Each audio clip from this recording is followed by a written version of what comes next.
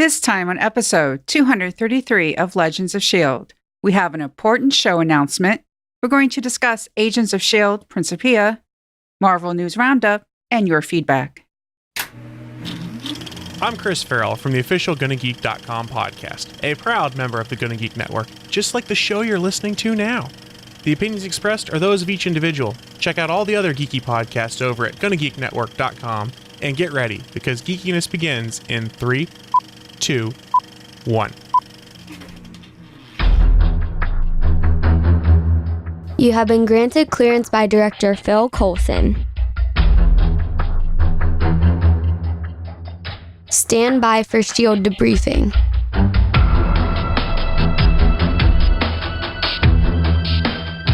All information to be discussed here is classified and may only be discussed among agents granted clearance by the S.H.I.E.L.D. Director. Now it's time for your scheduled debriefing. I'm Director SP. I'm Agent Lauren. And I'm Consultant Michelle. Welcome to Legends of S.H.I.E.L.D, a Marvel Comic Universe fan show. The show is recorded on Sunday, March 18th, 2018, live from the Legends of S.H.I.E.L.D. studios and broadcast cloud-wide via www.geeks.live. Ladies, happy National Certified Nurses Day. Yay! Happy Certified Nurses Day to all the nurses that put up with us. And a special shout out to my friends Christy and Helen, who are nurses, and I follow them, and the work that they have to do and the knowledge that they need to have is impressive.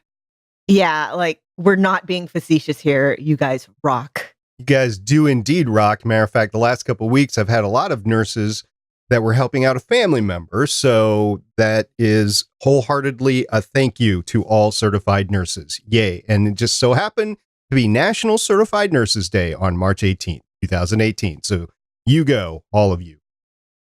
Legends of S.H.I.E.L.D. is a fan-based podcast on the ABC television show Marvel's Agents of S.H.I.E.L.D., Marvel's Defenders on Netflix, if they ever have another series, Legion on FX, season 2 is coming up soon, possibly The Gifted on Fox, if we put it on the schedule, the Marvel Cinematic Universe, Infinity War is coming, and the Marvel Comic Universe in general. Because of hanging out with your grandparents. If you'd like to talk to us about hanging out with your grandparents, you can visit our website, legendsofshield.com. You can find us at our voicemail, 844-THE-BUS-1. That's 844-843-2871. And tell us about hanging out with your grandparents. If you have stories about how your grandparents inappropriately use Facebook, you can leave that message on our Facebook page, Legends of S.H.I.E.L.D. Podcast. If you'd like to tweet us about your grandparents in the past, in the present, or in the future, you can find us on Twitter at Legends of S.H.I.E.L.D.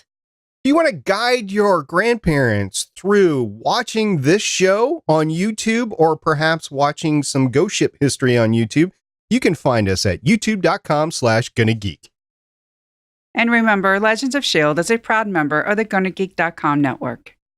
And just a short announcement, Haley is out for yet another week. She's taking yet another personal day. This is getting kind of long, as you can imagine. This is the second week in a row, but since we don't pay her, she can leave really whenever she wants and come back whenever she wants to. So we will anticipate her back at least in a couple of weeks. So we are really excited to have Agent Haley back with us. And now we have an important show announcement.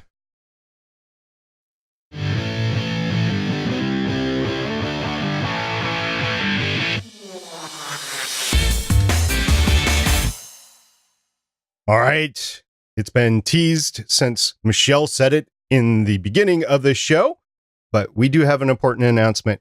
Legends of S.H.I.E.L.D. is now available on Amazon Personal Assistant Skill List. Yes, all you have to say is the activation word, whether that's computer, whether that's, whatever else you've chosen, and then say enable Legends of S.H.I.E.L.D. And then you will have your very own Legends of S.H.I.E.L.D. skill on your Amazon personal assistant device. It could be an Echo, could be a Show, could be a Dot. It could be any one of the personal assistant devices that has the skills on board. All you have to say is enable Legends of S.H.I.E.L.D. and it will bring you there. I have a link in the show notes if you want to see the skill listed. Now, unfortunately, right now, as of when we record this, it's for US participants only. So I'm sorry, Canada, it's not there yet, but we're working with Amazon to enable the skill in Canada and other countries as well. But I guess Canada is the next one that is coming down the pike. And this is done through our media host. It's Libsyn, that's short for Liberated Syndication. And they've taken the liberty to have Legends of S.H.I.E.L.D. as a beta tester. So we're one of the first. So if you could go in, enable the skill, and then use the link in the show notes to maybe rate it, that would be awesome. We would appreciate that. This is different than any other skill that you might have that could play podcasts because you can go back and forth across our entire archive. You can individually control play functions and lots of great stuff. So if you enable it, please let us know and please rate the app or the skill online. That would be awesome. And we would really appreciate it as we move forward, taking this from beta out to real life. And I talked to the ladies about it before the show and they were both really excited about it. Right, Lauren? Yeah. I mean, this is pretty cool. I got an A-word recently. I haven't set it up yet, but finding out about this, I'm like, this is more reason for me to try setting it up and see what it can do. And especially since something that I am involved with is a thing for it, which is vain, but I have never claimed not to be vain. So yeah, this has me really excited. Indeed, indeed. And now, Michelle, are you going to fish that Amazon personal assistant device out of the box and set it up just to throw on the skill, or are you going to wait until it's out of beta? I don't know. I do have an Amazon device, but right now it just seems like it's for trivia and for turning lights on and off. Okay, so my mom greets hers in the morning and thanks hers. And did I tell y'all about the time that over the holidays, Scott and I were down there and we were watching the Doctor Who Christmas special, you know, the one with all the Cybermen. And the Cybermen gave some order and her A-word was like, "Thank you, I'll get right on that." And we started panicking. Yeah, I would be panicking too. Now, I watched that same special, but I did not receive that indication from my device. So yeah, that's, maybe I'm not going to watch it again, or if I do, I'll turn off the device. Now, I know not everybody has one of those devices, but if you do and you use it like I do, I use it to greet it in the morning. By the way, the female who, I'm not going to say the name because I'm not going to turn on anybody's device, but the female A-word name has a boyfriend, because if you ask her, how was your day? Or did you have a good day? That's specifically what I asked. A-word, did you have a good day? One of the responses is that she has a friend who is a self-driving car. So that is her boyfriend, a self-driving car. And now she has the Legends of S.H.I.E.L.D. skill enabled. So Did she drop a name of the self-driving car? no, she did not. Okay, then how do we know it's not a girlfriend and that self-driving car is Lola? Because she specifically said it was a guy. Oh. Now, maybe Lola is a guy's name in her world, so that could be true. I don't know. We'll have to see. A-word, Lola ship crashed. So, listener, if you could go and enable the Legends of S.H.I.E.L.D. skill and then rate it, we would be eternally grateful and we will be appreciative, and let us know how it's going for you. In the meantime, we're going to get on into the main event.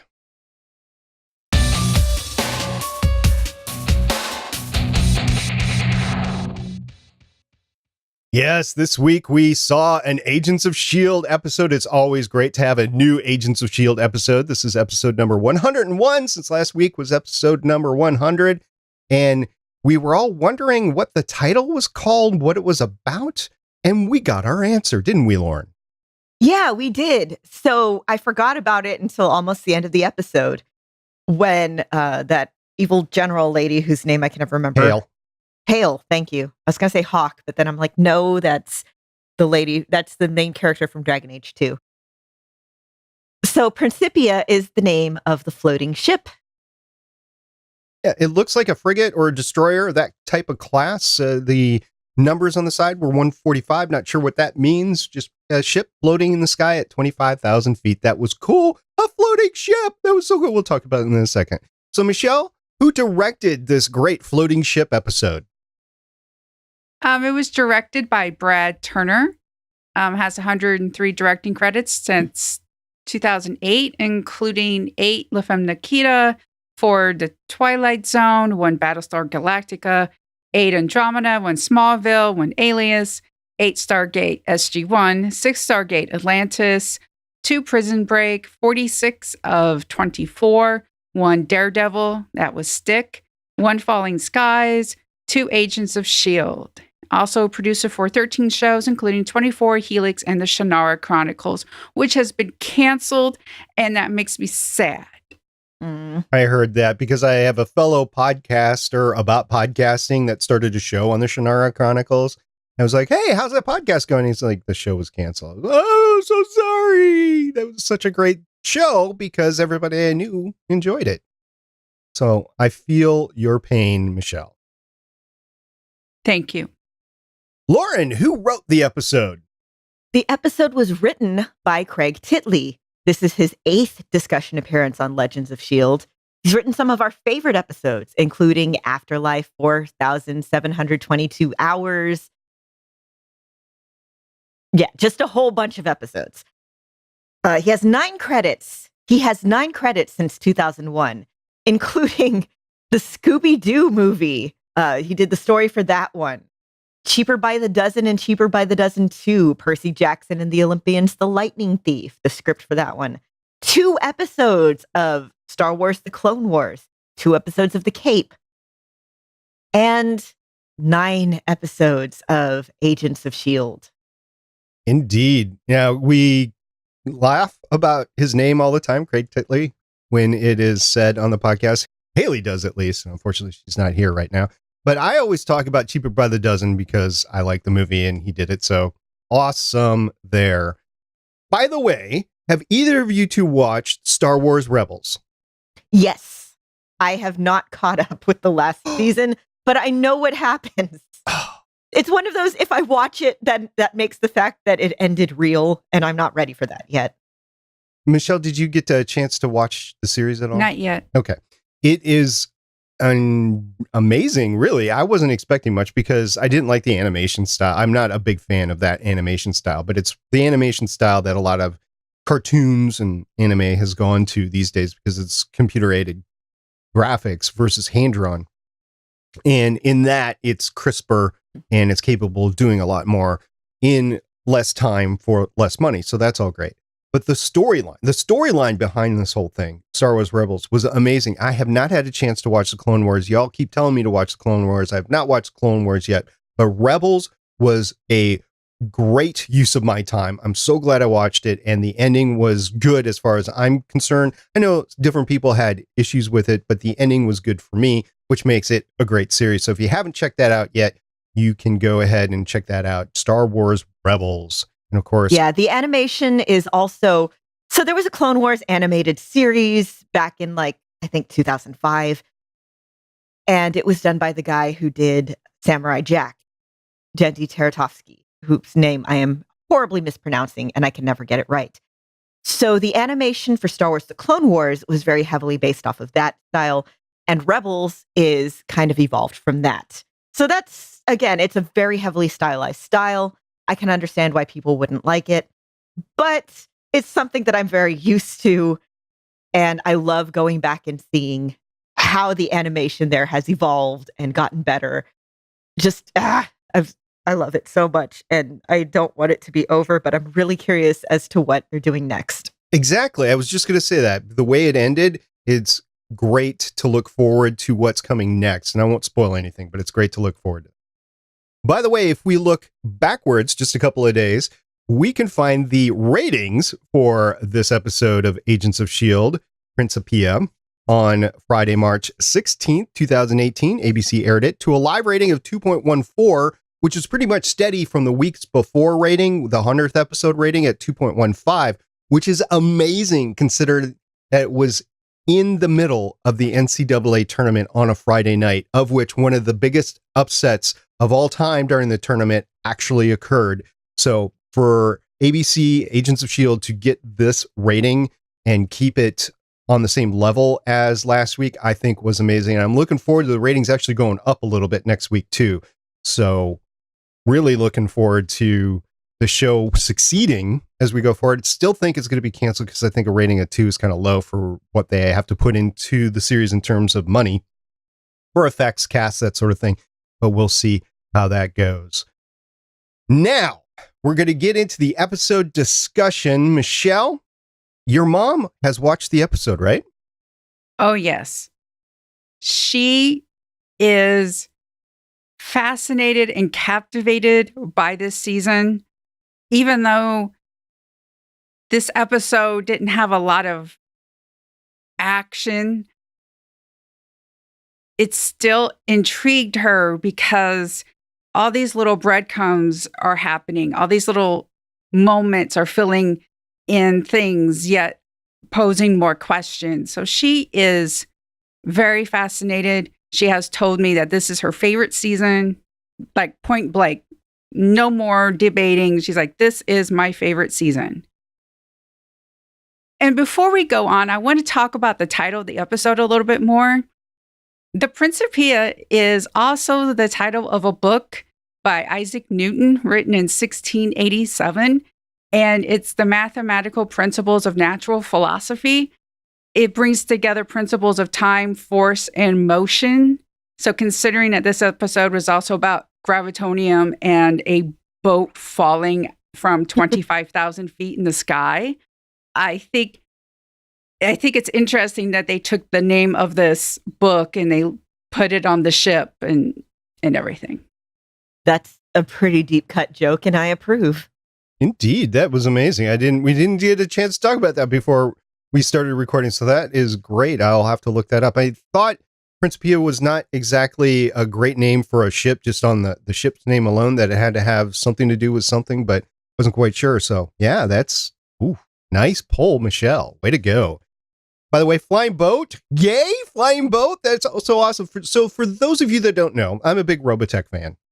And Robotech was this animation series that was in the 1980s that dealt with an alien ship coming down from space. And then through a series of events, it got merged with some actual naval vessels, and it's really 3 animated series that were combined into one. But anyway, there was a big ship called the SDF-1, the Strategic Dimensional Fortress 1, and it had a combination of naval vessels and the original spaceship. So it had ships that were flying. And so now that we've got the Principia with gravitonium that's flying, we're one step closer to Robotech. This is awesome. One day, you and Scott need to just sit down and talk Robotech and Macross. I'm fine with that. We'll do that. A Robotech rewatch podcast is in my future at some point in time. There are already Robotech podcasts out there, so I wouldn't just be the only one, but it would just be fun to do. So it's on my radar at some point in time. We have so much Robotech and Macross DVDs and stuff around our house. Yeah, I still have the VHS tapes, which I'm doing a final watch through with that. And I will be selling it on eBay or giving it away to somebody that would really want it. And they're VHS tapes, so they do degrade over time. So it's not like a real collector's item or anything like that. And I still have VHS players in the house specifically so I can watch those. But in the meantime, we're going to get on back to the show, and we're going to talk about Yo-Yo, because Yo-Yo's been a central theme of this series for the last 2 episodes, ever since the grueling thing happened to her in episode 99. And she is starting to cope with what's been going on with her, both mentally and physically, right, Lauren? Yeah, so she lost both her arms just above her elbows. And one of the things that I'm liking that the show is doing is tackling that, hey, some people do not take to suddenly having a physical disability gracefully. I did not. And there's this thing that goes on in movies and TV. It's called inspiration porn. And it happens when a character is shown being disabled, whether physically or mentally, and they're kind of expected to handle it with grace. And everyone's like, oh, they're so inspirational, and oh, look at what they've overcome. And they're really less of a character with things happening to them and more a source of inspiration to everyone else. And it's kind of a gross stereotype. And in reality, people are allowed to be angry, and they're allowed to have setbacks, and they're allowed to just kind of take things as it happens. And what we've seen with Yo-Yo and her forgetting for a second that she doesn't have lower arms anymore, and her being angry about it, that's a thing that I'm really liking right now. And it's partially that, and then it's also partially that this is taking her one step closer to that nightmare future that she's been trying to avoid. So it's kind of that double hit right there. And so she's not in the best place. But the good thing with her is that she's surrounded by friends who are trying to help. And we see Coulson like, hey, guess what? RoboHand. And of course, she's like, well, it's not the same, is it? And, you have these people who are very well-meaning. And again, it's not the same. You had this expectation of what your life was going to be like. And all of a sudden, that's gone. And it's just these little moments in her storyline that I really appreciated and that I really, really related to. And it hurt so bad, especially because I really love Yo-Yo, and I don't want to see her in that horrible, hopeless nightmare future. And I was so scared that when we saw Mac up there on that ship and he was like, I'm going to stay behind. I'm like, no, please don't let us lose him so soon. I was thinking the same thing. As soon as he said he was going to go on the mission, he was going to take care of her when she asked for the beer and stuff like that. I thought that we wouldn't be seeing him again. And I was so grateful that we actually got him back. I'm wondering if this entire crew is going to make it to the end of the season here. And Haley mentioned before, like, the core group has continued to move on. But if this is indeed the end of the series, then we could get a Wheatnest death to end the series in addition to Coulson. I mean, Coulson could be saved, or there could be something that happens to him in his health. He could die in saving the team, as he tried to last episode, in the 100th episode.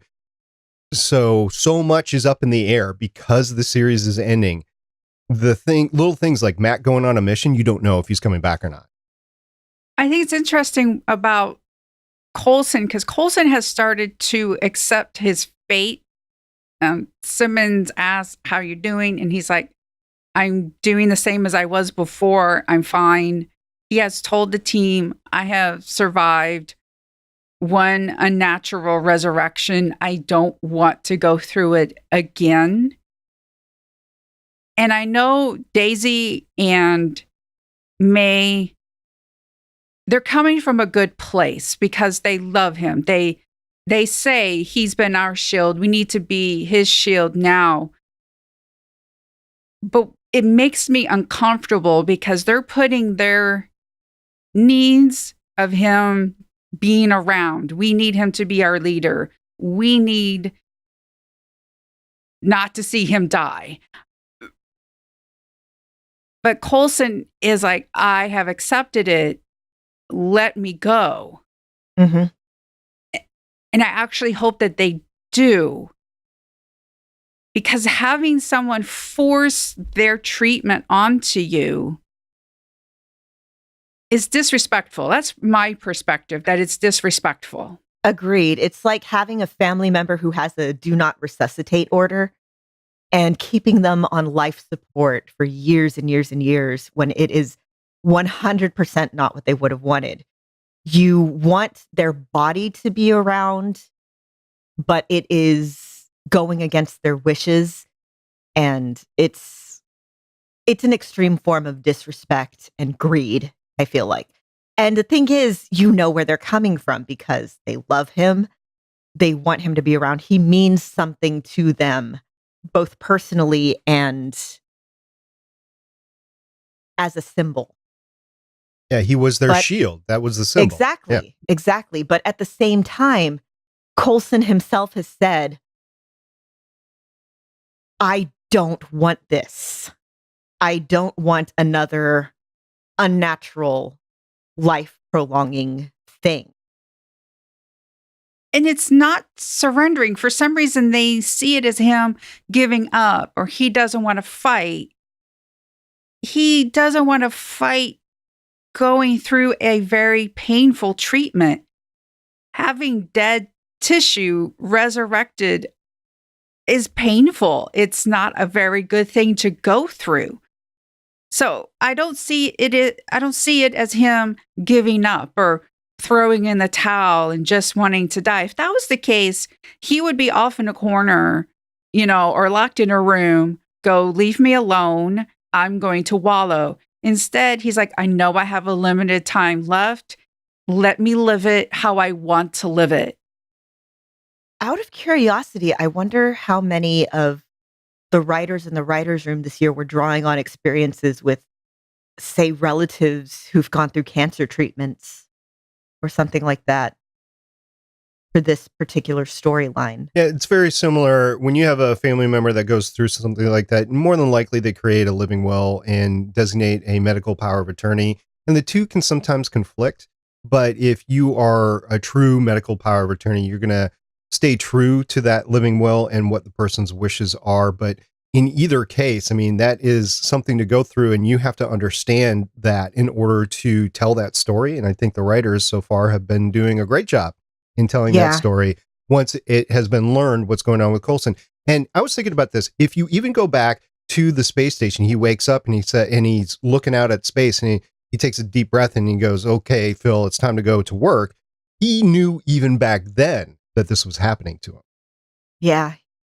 You go back and look at everything that happened after the ghostwriter merging, and he knows after that he's living on a limited time. Indeed. So Coulson's team is going to act as their shield, which is very heroic. It's very team-like, but at the same time, Coulson doesn't want to, and we'll see where that goes throughout the rest of the season. And I don't know if that'll be wrapped up before the season finale or not. It could be. We'll see. I have no idea at this point what's going to happen, what's not. This whole season has been a bevy of surprises, starting from we're in space to begin it, or not technically in space. Actually, technically they were in space, as Deke actually mentioned this episode. Now, one of the things that they're going after is the remnants of cybertech. You guys remember cybertech from season 2? Yeah, barely until they mentioned it again. Yeah, it took me back. I was like, okay, when was that? Oh, okay, it was that. And the whole Agent Garrick's unnatural life extension, the Deathlock program and everything like that. That's going back to cybertech. And the fact that the scientists that were around that company, some of them are still there and some of them could still be working on different things as well. It's like, oh my gosh, I thought we were done with this, but I guess it's comic books. So nothing ever really truly goes all away.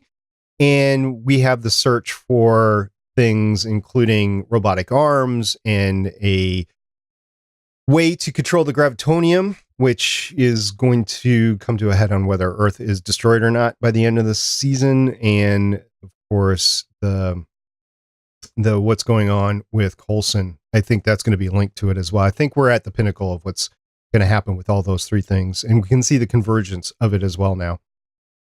In the meantime, Deke has kind of an interesting encounter with his mom, who it's all in his mind, but it was an interesting encounter to actually see her on screen. I know. There he is eating Twinkies, and Fitz actually made a very calm announcement that we are going to experience an anomaly. And if you see something that's out of place, it's not real. But there he is. He's very happy to see her.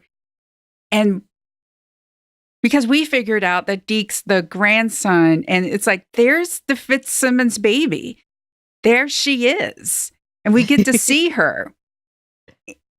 It was very touching, and hearing what she said about taking the steps. And then when he sees the piece of the monolith later on, and he hears Simmons say that, it's just the look on his face when he realizes, I am with my grandparents. Oh my gosh. And seeing before in the episode, him butting heads with Fitz and wanting to play catch with Fitz, it was just, this is like amazing. It was so cool to watch him go through this transition. And then at the end where Fitz is like, well, Deke, are you coming along? And he's like, yeah, Grandpa. Yeah, watching all those. First of all, as an audience member who already knows, it's fun. It's funny to watch all those little pieces that we know. Just the interaction of Grumpy Grandpa when they're the same age right now for all intents and purposes. And then that little hallucination of his mom, and we know how she's going to die, presumably. And then watching Deke notice all the pieces fall into place. Yeah, he's got a high IQ. Never been measured because they didn't care about it, but he does have an eye. And I would expect, being the grandson of these two geniuses. Mm-hmm. And yeah, he helps kind of help things fall into place. And he helps Fitz figure out the pieces of this puzzle with the gravitonium and everything. Again, he's not dumb. He just, like he points out, this just isn't his world. All of his intelligence and survival skills and everything is for a completely different time and place. If I ended up in, the year 1300 in France, I wouldn't know what to do. If all I have is these little bits and pieces of theoretical knowledge that I have, yeah, I'm going to look dumb as hell. Well, I can tell you one thing for sure. Make sure you hide your cell phone, because if somebody ever finds that, you're going to be labeled a witch. Oh, that used to be my dream when I was a kid. Not being, well, yes, sort of being labeled a witch, but I wanted to go back in time to Puritan era America, and I wanted to show them a Marilyn Manson music video. I wanted to show them the Dope Show. And I wanted to scream, this is what we're into now. This is what you founded. And then disappear before they could, hang me as a witch. We're kind of worried about your survival skills out in the open because you are prone to accidents and stuff like that. So make sure you have a pretty foolproof escape plan when you do that. Yeah, see, that's the problem. That's one of many problems with that plan. But as far as we know, time travel isn't a thing right now. So point is moot. I don't know what you're talking about. I time traveled just to come back to watch this show. I mean, I'm hundreds of years in the future, and I came back. I can travel through time forward at the speed of regular time. Well, and depending on how fast you drive, you can actually go forward a little bit faster, too. Oh, that's true. Mm-hmm. Indeed. So, Michelle, what do you think about the marital name, the Simmons Fitz? I'm like, no, it's Fitzsimmons. It will always be Fitzsimmons. We don't care what you say. It just rolls right off the tongue, doesn't it? I had a couple of alternate ideas. We could have Sitz, which is also, unfortunately, a little bath you sit in if you have hemorrhoids. Or we could have Fimmins with a Z at the end. Huh? We'll see what they come up with. I think they're going to do Fitzsimmons just as Probably. a placation to the audience, but because we've been calling him Fitzsimmons since season 1. Yeah. Remember when they used to think that back when we were first introduced to them, this is Fitzsimmons, and we were like, okay, it's one person. Nope, 2 people. Indeed, 2 people. One of which likes to play baseball or fetch. What's up with fetch? Is that how like English people say catch? Is it fetch? Is that it? I think he was just being Facetious? Because he said Deke was following him. Fitz said that Deke was following him around like a little puppy, and then he said fetch. I thought, is this degrading to him, or is this literally yes. well, okay, or it's what they actually say in England? So I don't know. No, it was him being very frustrated with Deke. And it's like, okay, boy, we're going to play fetch now. It's fine. You want to hang around so much? Why don't we, just Yeah, Fitz is frustrated. Yeah, it's really interesting, that whole thing about boys wanting to play catch with their dad. You see that in Field of Dreams, and we saw that in Guardians of the Galaxy Volume 2. My son actually wanted to play catch, and we played catch through a variety of different things. It was actually supposed to be, because he played hockey, was a goalie. It was actually something that was training for him as we did that. So we did that. We passed around the football and stuff like that. So I played catch with my dad. just a thing. You go out, you're active, and you get the reps in, and you have a good time. You talk while you're doing it. You have that little parent child. You accidentally get hit on the head a few times. Well, as long as you're not poked in the eye. I mean, that happened too, but it was unrelated. I see. I know what I'm going to be doing with my grandkids. In addition to be playing catch, I'm going to be flying drones with them. I'm already planning for that. Yep. I just flown my new drone yesterday, and I'm really excited about getting into fuller into drone flying than I am right now. So yeah, cool. I do have this connection with Fitz because, he had the 7 dwarves, and those are basically drones. So yeah, I'm thinking I'm a little bit more Fitz-like than I thought. And I do wear sweaters from time to time. So I got gray in my beard. So maybe Fitz and I fit right in. I don't know.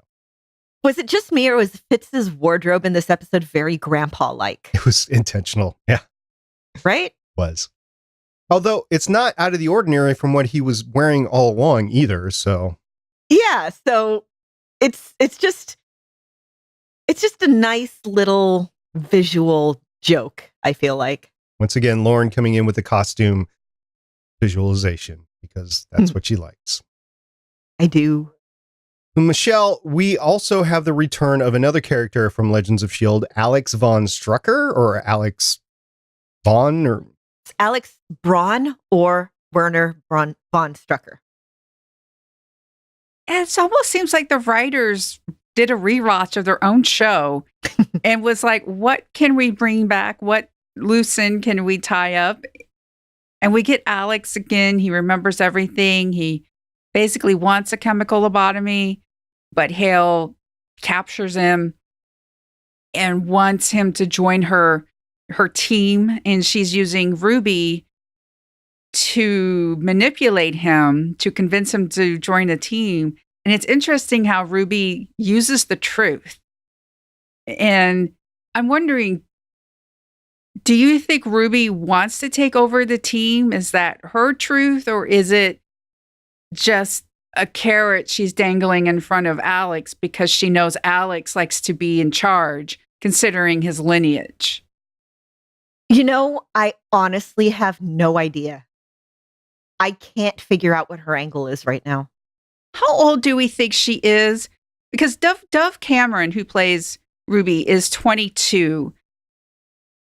And I really don't want her to be like 16, because the whole 16-year-old hitting on an older person, I am not comfortable with that at all, for many reasons. Yeah, that's creepy. Can we say she's 18? Do you think she's 18? That would be my guess, but I honestly don't know. I'm thinking she's at least 18 because she's going out and doing missions and that sort of thing. But the pair remind me an awful lot of the brother-sister combination in Gifted. And I mean, it's kind of like even the same name and stuff like that. So I don't know. It's a little bit unnerving to me too, because I've been looking at that going, how old is she? But at the same time, you're saying the actress is what, 22, 23? Is that what you just said? Yeah, she's 22. 22. So, okay. But she looks a lot younger. So I don't know. at least a senior in high school, but hopefully in college. I don't know. But of course she lives down there, doesn't actually go to college. So there's that too. I thought it was interesting that Hale was friends with Hydra. And she's like, you know what, Alex, your dad is one of the reasons why Hydra went off the rails. And I'm trying to create something new. And it seems like she's wanting to create something that is not Hydra, that is not S.H.I.E.L.D. But what would the goal be? Like, I wonder what she's actually trying to create and why. Well, she was in bed with Hydra. I just think it will be some sort of Hydra replacement or, some evil collusion. She wants to rule the world, that sort of thing. That's my opinion. I don't think she's trying to be the Talbot. I think she's trying to be Hydra. Yeah, I think she's trying to do new rebranded Hydra because she said, oh, old Hydra was a boys club. This is going to be better. So, Definitely the villain in all this. And as for Ruby, I do take her, I will say face value, but I'll believe her that she wants to take over from her mom, because I think she sees her mom's missteps along the ways and she wants things to be a certain way herself. And she knows her mom's been manipulating her all along. And they're having that mom-daughter, I'm not completely getting along with you sort of thing. So, yeah, I think Ruby wants to use this opportunity to take over everything. I do believe that. I don't think she's working completely for mom, but that's just my estimation based on what I saw in this episode. Yeah, it's so hard to tell. It's like that thing that the devil always lies unless the truth can hurt you more. What is the truth? I don't know. It depends on a great many things. It depends on your personal point of view, apparently. I'm so confused. We always are. We, not you. We are always. Yeah, but it was good to see dude who plays Alex Warner, whatever, back. I will always think of him as the kid from Gladiator, so it's weird to see him as an adult. I'm not sure if those are contacts or those are how his eyes actually are. Those are how his eyes actually are. Wait, what? Yeah. No, that's the kid from Gladiator. Yeah. The kid, the one who plays the nephew? Yeah. That's him? Yeah. Oh, Lauren, you have blown my mind. Oh, my goodness. Yeah. Oh, my goodness. Little kid grew up. Look at Yeah. where he is now. Mm-hmm. Let's talk about another actor that has come into the series out of the break pass because he's got an IMDb list over 100 long.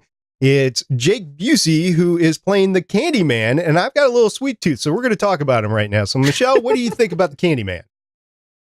I love that. Here's this guy who calls May Lady Cakes. It's like, I take orders from no one and me. And then just to see Mac go, Candyman? And this whole high school reunion, and he's all like, Mac Hammer? Like, what? It's interesting. This mission is being saved by an old high school friendship. Well, college. Yeah. Oh, college they went friendship. to the academy Okay. together. Yeah, S.H.I.E.L.D. Academy. Yeah. But if you want to go back to high school era, I mean, he was... He's been acting since 1978, according to his IMDb. Of course, I first knew him as Ace Levy from Starship Troopers, and Yes. he just goes on and on with. I mean, he was in Justified. He's been in everything. Oh my God, he was in Twister. Yes, he was one of the technicians in Twister. Right. And he was in The Frighteners. Of course, Starship Troopers is where I will always know him from. He has been around, and He is looking more and more like Gary Busey every year. isn't he? Yeah. But it was great to have him on board, and you weren't quite sure what to think about him. And at the end, you're like, okay, he's a friend. Now, I don't know that for sure. He could still be working for General Hale ultimately, but he said he's going to check around, so we're going to see him back. Let's hope so, because I mean, it's scary. It's Jake Busey. Come on. It is indeed, and because of the Candy Band, we now know what Mac's college nickname was. Mac Hammer. Oh my God, y'all. Finding out that Mac was completely into MC Hammer was amazing. Can't touch this. That payoff was first of all, the high school picture, the yearbook picture of little baby Mac was adorable. And then the can't touch this moment when Mac is taking the shotgun axe to everybody in the flying ship was amazing. It was amazing. And then also, if you want to go back to the ship, he definitely had a plan because he saw the possibility of using the flying we'll just call them the flying monkeys. It's the droids that Hale had on board there. He knew that he could get their arms and then have them adapted for prosthetics for Yo-Yo. So he's like, I am so taking one of these with me. And he did. And that's great. So the whole Mac Yo-Yo thing continues on, even on board the Principia in the fight. I do want to talk about the fight for a second. The fight on board the Principia, it was good. And I don't think they had the intention to dark light it because they weren't trying to hide any moves or stuntman or anything like that from what I saw. Because, well, let's face it, the flying monkeys are all in suits anyway. But they were trying to adapt a realistic situation of a ghost ship that doesn't have any power, and so it doesn't have a lot of light. So I won't really throw this into the dark lighting fight just to try to hide stuff, although maybe they did and I just didn't notice. But this is how it should be done right in a dark environment, so you can still see the fight, but yet be dark instead of not seeing half the fight because it's so dark. So I did enjoy it. The one fight that we had, it wasn't epic, but it was good. Yeah, it was a fun fight, I feel like. Anytime you get Mac and the shotgun axe, it's going to be good. And it was totally good, especially with Handyman actually holding it as well. I definitely got the Starship Troopers vibe with him holding the shotgun axe down. That was awesome. Now, Michelle, you have been like the key to the Gravitonium this whole season. So what did you learn about the Gravitonium in this episode, and where do you think we're going to go in the future? Well, we learned Hale has most of it. And now our team has a little piece of it. Because the last time we talked, we knew about Gravitonium, the guy was in it. So we still don't know if the guy is still inside the Gravitonium. And it's like, is this rip what causes, the Earth to go kablooey? Because if that's the case, here's the thing. It wouldn't be S.H.I.E.L.D's fault. It would be Hale's fault. Because Hale put the drone with the monolith, which made it go boom. So she actually created the rift. I think that's intentional at this point. If you want to take that a little further, I think she's been planning this all along. She knew what was in that bunker. She knew that she wanted to stabilize it in order to get the rift going. And now she's got the Gravitonium to do what I don't know, but I don't think it's anything good. I think it was specifically procured for this instance. This is a long-term plan that she's got going on. And I think we're going to see the payoff for it in the upcoming episodes. But I've been known to be wrong before, as everybody keeps pointing out. So I'm not sure if it's just coincidence or not. I don't know. Lauren, what do you think? I honestly don't know. I hadn't even considered it until you mentioned it. Oh yeah, I thought about it right away. Michelle and I are linked on this. I totally agree with you, Michelle. I think this is a great possibility going forward that this is not a coincidence. And perhaps she thinks the rift is going to do one thing, but it is not going to do what she thinks. Right. We also learned, by the way, that the Gravitonium that they had from Deke's belt buckle was not enough to seal the rift. We're still seeing the effects. So I don't know if adding more Gravitonium to that is going to help seal it, or if it's just going to continue to get worse and they're going to need more and more Gravitonium until they can finally seal it or blow the planet. I don't know, one of the two. So we'll see. Okay. So we got Ruby plotting against her mom. We've got a preview for next week that shows some old characters coming back. So that's good. We know that the Kree have been summoned, and that because of the future, we know that they do come to Earth and try to help Earth out, either before or right after the Earth blows up. And we've got Piper, who, by the way, we had that whole, is she a traitor, is she a not traitor? And we actually got some feedback saying, yeah, they think that she is a traitor. We'll reserve final judgment until the end of the series, but she is still on board. She's in play, as are a bunch of other S.H.I.E.L.D. agents, by the way, that probably came with Deathlock. So all of a sudden, I'm watching people in the hallways, and I'm like, where did they come from? Oh, Deathlock must have brought some people. And so I guess that's S.H.I.E.L.D. now, right? Yeah, I guess so. All right. You guys have anything else you want to talk about in the episode, Michelle? I love the scene where they find a flying ship and Tony is like, oh my gosh, that's a flying ship. You guys see stuff like this every day. And the team's like, Yeah. yep. Even the pilot. They're just so blasé about it. And then when Coulson was like, you better let May drive and all that type of stuff. And the other pilot was like, yeah, copy and agreed. I'm not going to be flying that rescue operation if need be. Well, of course they didn't have to, but yeah, I could see May jumping in on that as well. All right. So we're going to rate the episode now, as we've been doing all season long. It started in lives. We did it last week out of 100. We're going to rate the episode in terms of flying ships, just because I just came up with it right now. So how many flying ships out of 10, do you think this episode is worth? Lauren? I will give it a 7.5 on its own merit and an extra half for Jake Busey and Mac. So that's an 8. Okay. Michelle? I would agree. This is a pause episode where the action, the main thing, it's like it slows down, but it's a very good breath that they took because it wasn't boring.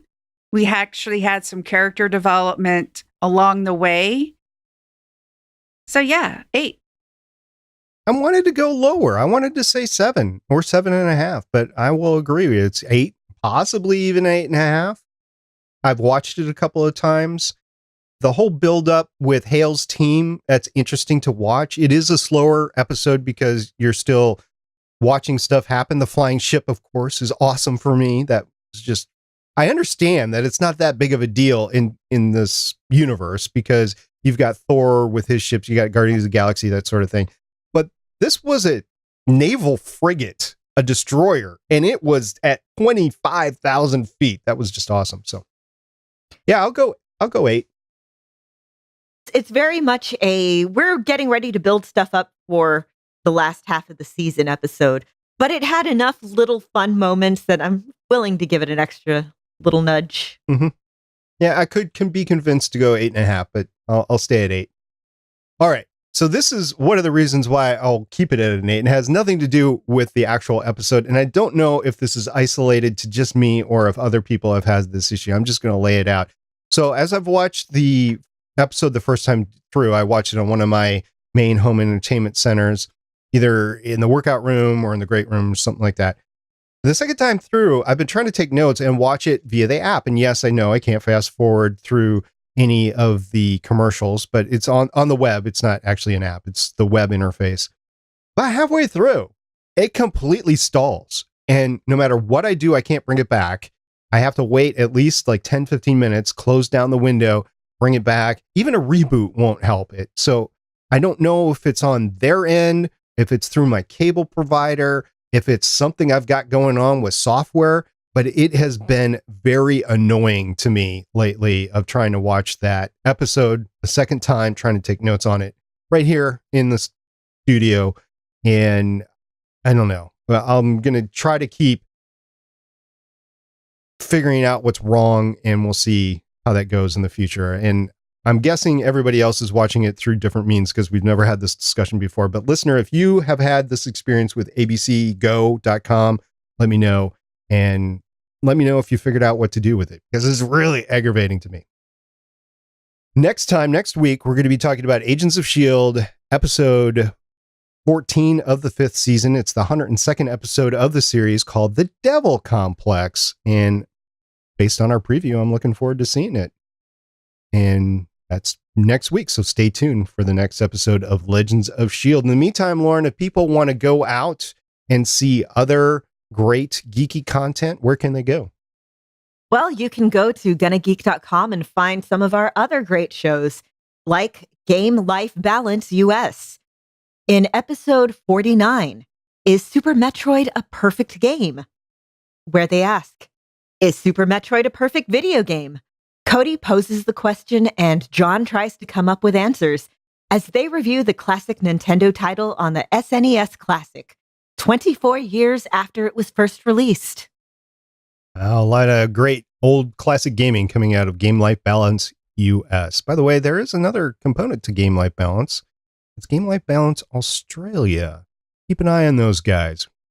It might be worth a pickup. We'll see in a couple of weeks. All right. With that, we're going to move on into the news.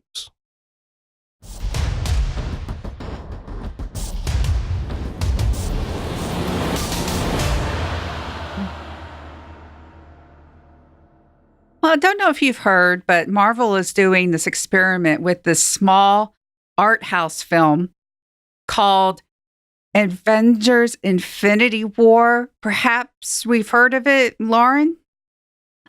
Yeah, just a little bit. Well, there's a new trailer out, and I may have watched it, 5, 6, 10 times. It was a good trailer. It was worth watching several times. So it came out during the NCAA tournament. I don't think that was a mistake. I think that was planned, and I think they did well with it because everybody's talking about it.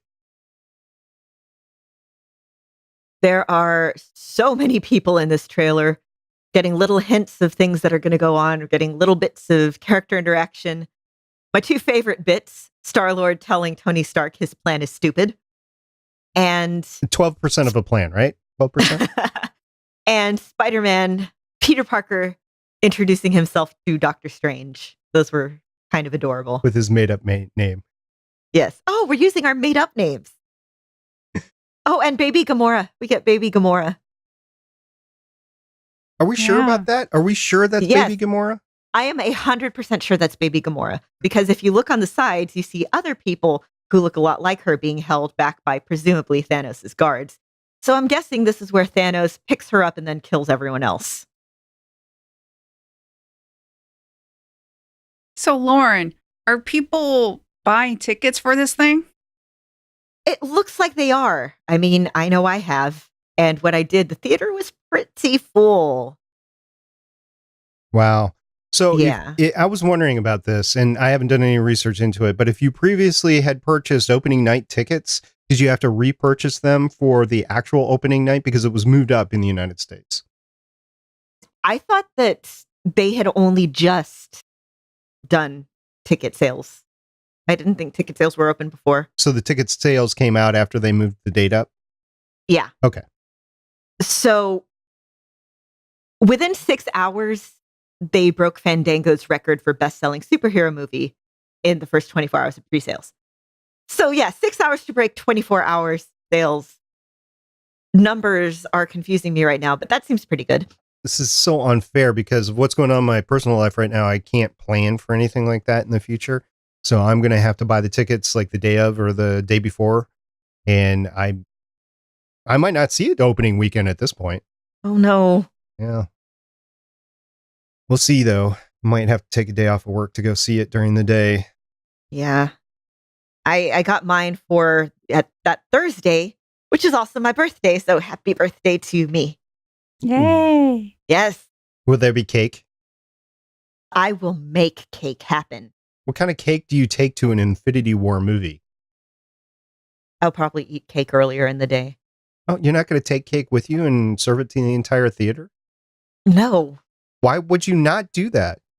because it's my cake. Well, then you can tell them to shut up if they're annoying you. But I like the big I love the theater reactions. Well, true, but if they're like chewing on, I don't know, Milk Duds or whatever, that's annoying when you take them out of the packet. I don't mind it. I mean, I'm always that person who talks during the movie anyway. Yeah. So really, they should be more worried about me you. than I am about them. Got it. Yeah. Well, there's like 500 characters in Infinity War, but it seems as though one is missing. Yeah. We forgot about Hawkeye. Well, we didn't, but Hawkeye is not in the trailer and not on the poster. So Screen Rant is assuring us that Hawkeye has his own thing going on. And by Screen Rant, I mean they had an interview with the Russo brothers who said that Hawkeye, coming out of Civil War, is in the same position that Cap and Falcon are at the end of that movie, and Ant-Man. And coming into this movie, characters who are on Cap's side coming out of Civil War, some made certain decisions and others made other decisions that led to different paths in them dealing with oversight in this movie in a different way. So Hawkeye's on his own journey in this movie. Yeah, he has a unique reaction to the Civil War situation that puts him in a special spot in this film. So we know he's in it, I think. Jeremy Renner says he's in it. Okay. I don't know what's going on. Maybe he's training his wife to take over for him. Maybe we're getting Kate Bishop Hawkeye. It's possible. I can hope. Well, moving beyond Infinity War, we have some casting news for Captain Marvel. So we've talked about this particular casting before, I believe. Originally, DeWanda Wise had been cast in the movie, and I know I had speculated that she was going to be playing Monica Rambeau. She dropped out because of schedule reasons with Netflix's She's Gotta Have It season 2, and she's being replaced by Lashana Lynch. We're still pretty sure that she's going to be playing Monica Rambeau. And I really hope so because I really like that character. I don't know. We'll see when the announcement actually comes out. They might be saving the announcement for when they actually get some screen time. You know, behind the camera sort of thing. Yeah. Or in front of the camera. Now, I love Deadpool. I mentioned you guys love Deadpool, and we have a sequel coming out. But news isn't going too well for Deadpool 2. There was recently a screening during which one person reported to Twitter that the plot of Deadpool 2 was lacking. The character Vanessa is entirely wasted. The tweet's been deleted. But Josh Brolin has confirmed that Deadpool 2 reshoots are happening. I'm really hoping that Deadpool 2 was a good movie because Deadpool was one of my favorite movies of that year that it came out. And I forget which year it was because I don't remember things. Pretty sure it's 2016. Okay.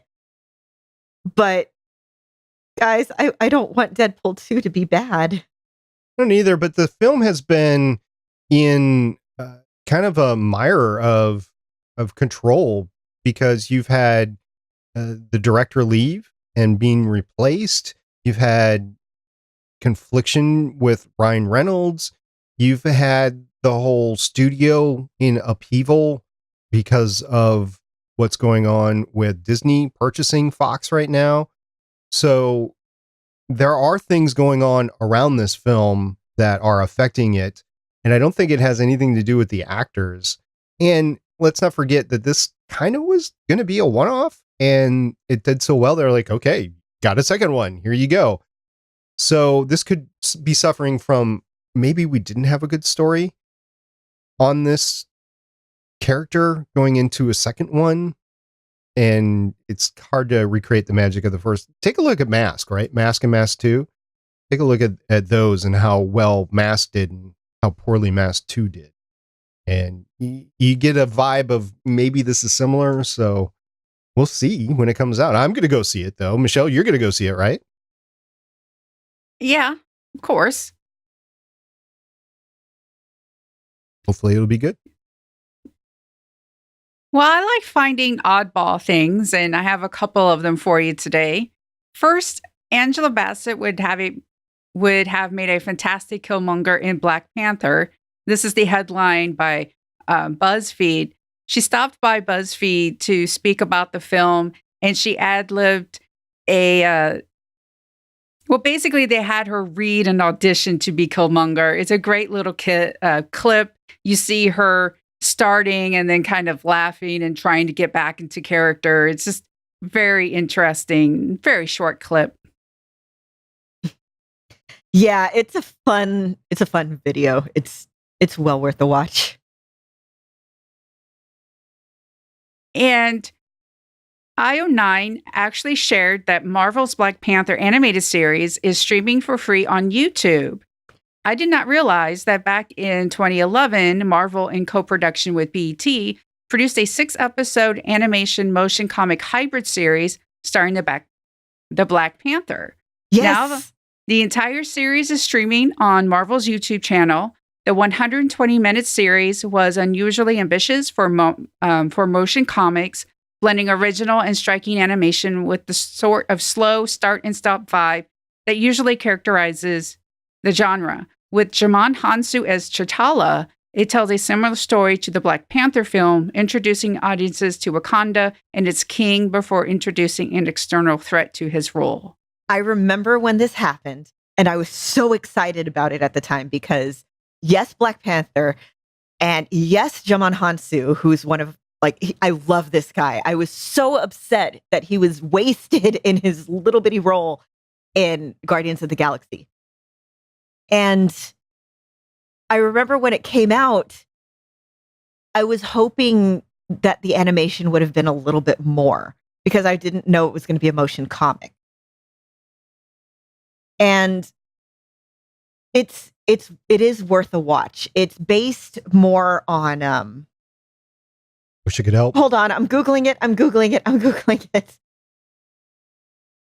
Okay, so in the meantime, we've got a free Black Panther animated series on YouTube, which I have not checked out yet, so I will throw that up and check it out. It's based on the Reginald Hudson run. And if I remember right, it was produced and written by Reginald Hudson because it was based on his run and it's a motion comic. So if you like the Reginald Hudlin run of Black Panther, seriously check it out. And again, Djimon Hounsou, amazing. And that's it for the news today. We're going to move on into some feedback.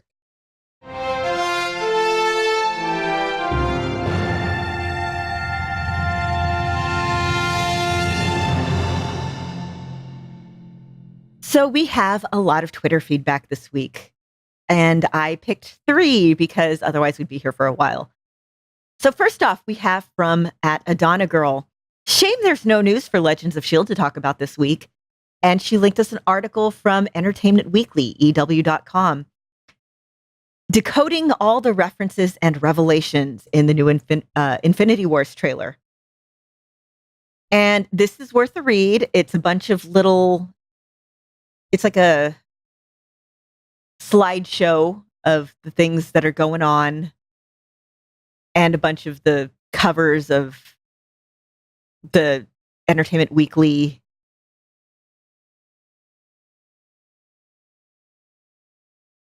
It's not showing for me now. But anyway, it's worth a look if you're curious about some of the stuff, some of the little scenes, if you, like me, decided to go by it scene by scene.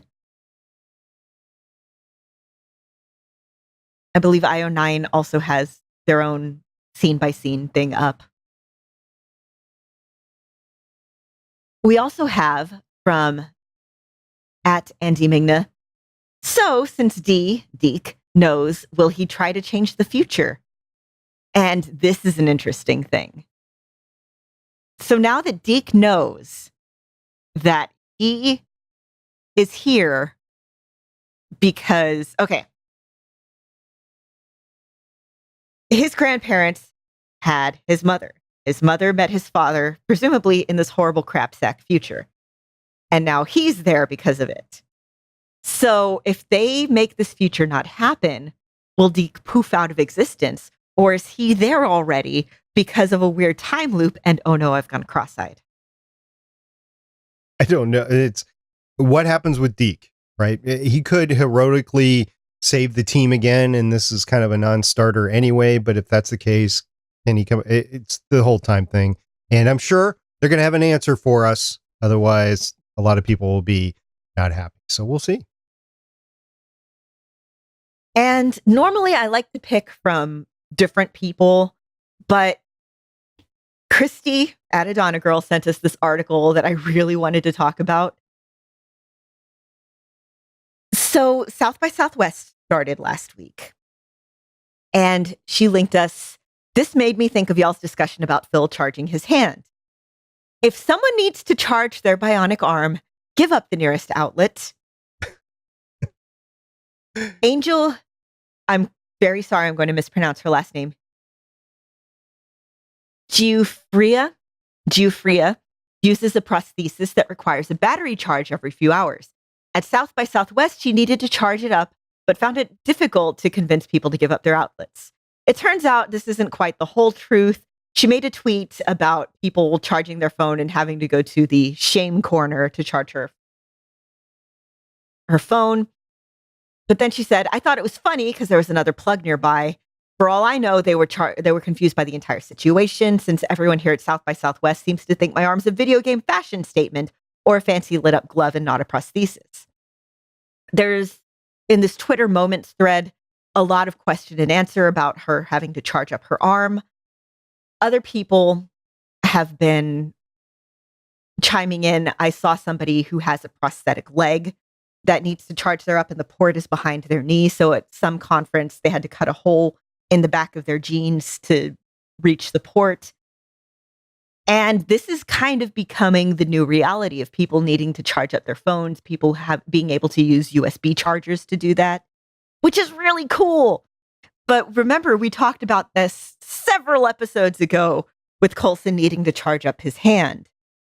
And it's not science fiction anymore. This is reality. People being able to charge up their super awesome bionic arms. It's so cool.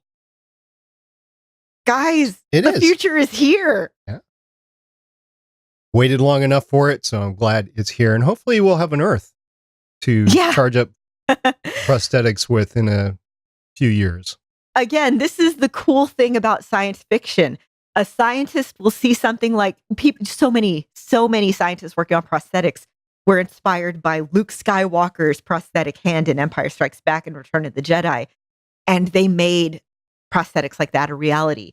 You have so many people inspired. You're going to have people inspired by Coulson's hand. You're going to have people inspired by Misty Knight's bionic arm in the new season of Luke Cage. You're going to have people inspired by all these things that they see in science fiction. So let's keep imagining this bigger, brighter future and inspiring the next generation of scientists to come. Because as we're seeing, we keep making this a reality. And let's not make it the bad reality. Let's make it the good reality. Let's make the good parts of it a reality, because people are going to keep dreaming and keep making it bigger and better and cooler. One of my favorite movies is The Bicentennial Man, and partly it's because of Robin Williams, but partly it's because of the future as for body replacement parts is the best way to describe it in terms of that movie, and also the evolution of AI and where are we going to go with that. So yeah, it's all possible, and we'll see how far we get in my lifetime, and I hope we get to see some even cooler stuff, but definitely my kids are going to see some phenomenal stuff. So yeah, it's all great. We're already seeing things so much more amazing than our parents and grandparents ever dreamed of. It's true. That's astonishing. I'm planning to go to the library and print out finger splints. How cool is that? Oh yeah, with the 3D printers. Yes. Yeah. You should check out this week's episode of Gonna Geek, by the way, Gonna Geek episode 231 to talk about 3D printers. It's a really cool story there. So go check that out. People can print out prosthetics. It's amazing. Guys, the future kind of sucks, but it's kind of cool too. It is. Michelle, you think it's cool? Very. I heard that they're trying to 3D print organs Yes. because there's an organ shortage for Yeah. organ transplants, and that would be phenomenal if they could do that. Oh my God, no, this is literally a thing people can do. There is a type of 3D printer where it's a little mesh thing, and you can lay down a cellular mesh on it, and you can use it for skin grafts. And it's so cool. And people are, trying to do that with things like hearts. You lay down the cellular mesh and you grow it up a little bit in a little bath. And we're doing baby steps, and it's still just leaps and bounds above where I ever thought we would be even 5-10 years ago. And every day I'm reading just this cool, awesome, amazing stuff. And you guys, I'm like vibrating right now. I'm so happy thinking about it. Yeah, so we'll keep our eyes on what happens with Yo-Yo and get back to everybody hopefully next week and see. Oh, we didn't talk about Mac bringing her robot arms. I did. I mentioned that it was pretty cool that he did that. Yeah, and the beer. So sweet. Yep. Who needs flowers and candles when you could bring back robot arms for your loved ones? Yeah, I mean, he basically stayed on board the ship, and he's like, "I want one of those. I need to bring him back for." This is Yo-Yo. why Mac and Yo-Yo are couples goals. Yeah, and unfortunately, we didn't get to talk about what happens to Mac in the future. I mean, in the episode, they didn't talk about that. Like, Yo-Yo didn't bring that up. She's like, I want to be with Mac for the rest of my life. But she didn't remember everything that was said to her in the future, at least in that conversation. So that's looming over everything. What happens to Mac, what happens to Coulson, what happens to all these. Carrie Simmons is in the same boat, too. All right, so we're going to get into those next time. In the meantime, we're going to hammer time this one out.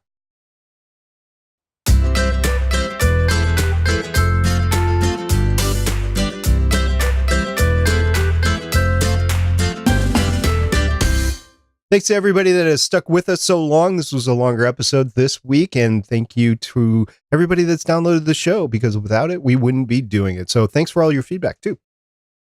Thank you guys for thinking of us during the week, for sending us stuff, for hanging out during the live tweets, for sending us your own live tweets. We love hearing from you. We love knowing what you're thinking of the show, of Agents of S.H.I.E.L.D, and of us for that matter. And hey, if you want to try out the, A-word app thing, seriously, rate it, review it. You'll be doing us a favor. It'll be great. Yes, thank you to everyone who listens, who likes our little show when we speculate about anything and everything that possibly could happen on this show.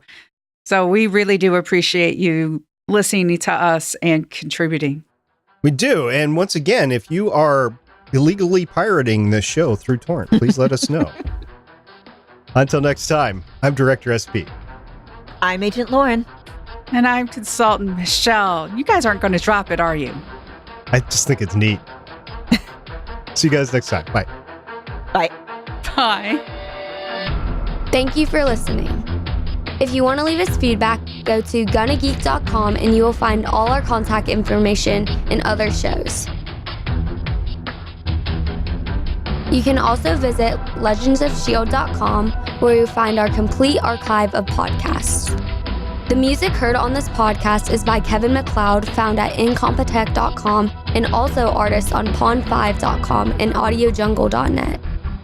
The opinions heard on this podcast are those of the individual hosts and do not represent Stargate Pioneer Productions, Legends of S.H.I.E.L.D, or Gonna Geek. Agents of S.H.I.E.L.D is the property of the Disney Corporation, Marvel Studios, and ABC. No infringement is intended.